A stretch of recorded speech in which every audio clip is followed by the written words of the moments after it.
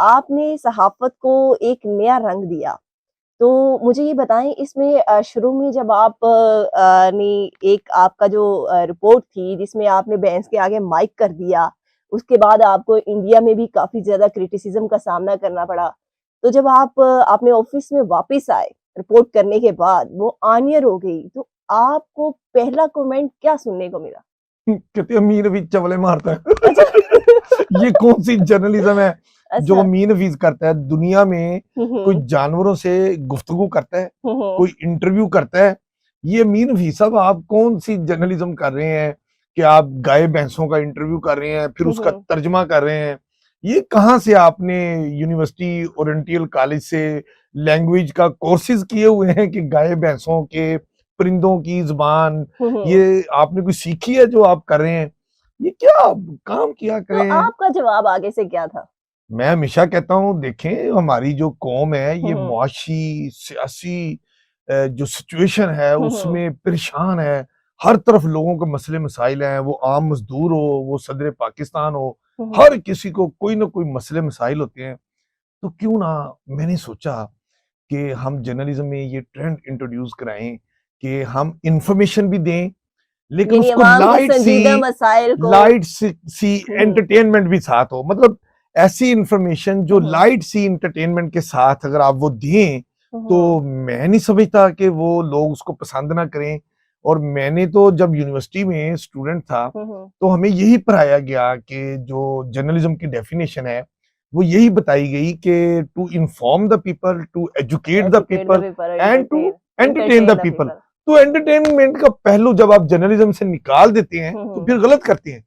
Information लेना हुँ, हुँ। ये जो नाज़रीन हैं, हमारे जो क़ारीन हैं, उनका बुनियादी राइट है हुँ, कि हुँ। वो जो जानना चाहते हैं आप उनको दें। मगर इस अंदाज़ में दें कि लोग आपका चैनल चेंज ना कर दें। अच्छा, एक वीडियो बीपर में जब आपने घोड़े को घोड़ा कहा, उसके बाद काफ़ी ज़्यादा जो है वो इन्वेस्टिगेशन हुई जियो में और उसके बाद एक उन्होंने डिस्कशन के बाद जो है वो ये फैसला किया कि क्योंकि अमीन हफ़ीज़ साहब जो हैं वो अवाम की ज़बान को ख़राब कर रहे हैं, उर्दू लैंग्वेज को ख़ास तौर पे, तो हम इनको जो है वो जंग में वापस भिजवा देते हैं। तो उस वक़्त आप वापस फिर जियो में कैसे आए? सो ये बात आपको किसने बताई? ये तो हमारी इंटरनल जंग और जियो की इंटरनल बात थी। असल में बात ये थी कि हम पहले अखबार में थे, जंग हुँ, अखबार हुँ। में जब जंग ग्रुप ने जियो टीवी निकालना था, तो उन्होंने हमें एक खास गोरों की ब्रिटिश एक टीम थी, उनके थ्रू उन्होंने हमें ट्रेनिंग दी, हुँ, लोगों को हुँ। सिलेक्ट करके। हमें तो टीवी जर्नलिज्म का बिल्कुल कुछ नहीं पता था। हुँ, तो हुँ। उन्होंने कराची ऑफिस में ये सब लोगों को जिनको सिलेक्ट किया, बुला के बकायदा टीवी की सारी ट्रेनिंग दी और ये पहला ग्रुप था हुँ, जिन्होंने हुँ। अपने मुलाज़मीन को इलेक्ट्रॉनिक मीडिया के बारे में बकायदा एक इंटरनेशनल कंपनी के थ्रू ट्रेनिंग दी। अब हम ट्रेनिंग लेके आगे टीवी पे बैठ गए। अब अमीन हफीज लाहौरी बादशाह है, हुँ, लाहौर में हुँ। रहा है, लाहौर में पला है, लाहौर में ही पढ़ा है हुँ, और हुँ। यही लाहौर में ही सब कुछ है।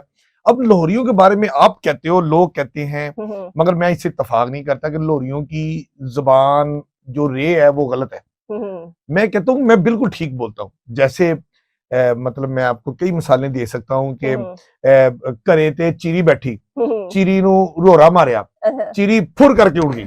अब मैं बिल्कुल ठीक कह रहा हूँ, हाँ, हाँ। लेकिन आप और बाकी लोग कहते हैं ये मीन हफीज जो है ना वो उर्दू गलत बोल रहे हैं।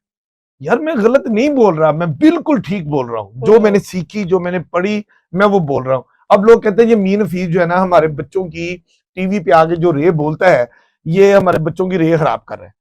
तो इसको टीवी से हटाएं। ये खत शत हुँ, आए या हुँ। फोन आए, जो भी हुआ, ईमेल्स आई, मेरे तो टीवी चैनल ने जियो में वापस आपको किसने रखवाया ये तो वो बताएँ फिर ज़रा? मुझे वापस जंग में उन्होंने ऑर्डर कर दिए। अभी ऑर्डर ऑफिशियली इशू नहीं हुए थे, हुँ, इंटरनल हुँ। अभी प्रोसेस चल रहा था। हुँ, हुँ। तो हमारे इदारे के सरबराह ने अच्छा। मीर शकील रहमान साहब ने ये पूछा कि ये अमीन हफीज को जियो से कौन निकाल रहा है, ये मेरे पास लेटर है। हुँ, हुँ। उन्होंने हर सबको बुलाया, पूछा, तो उन्होंने कहा जी ये इसकी रे खराब है, तो इसलिए ना वो लड़की और ये गारी, ये गोरा ये हुँ, नहीं कह हुँ। सकता।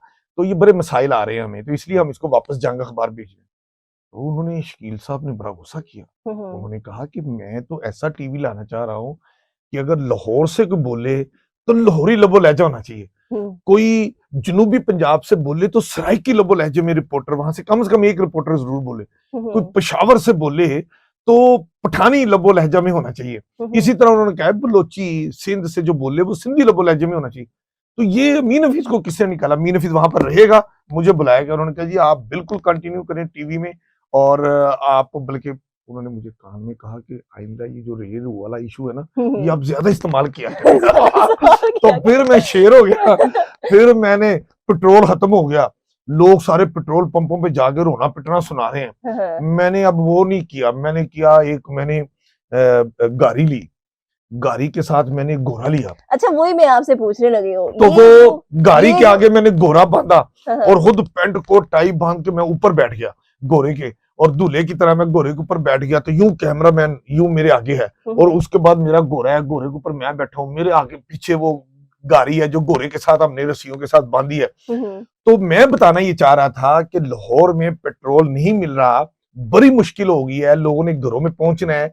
तो ऐसी लड़की हैं जो अपनी गाड़ी में है, अकेली हैं, उन्होंने घर तो पहुंचना है, तो उन्होंने घोड़ा ले लिया।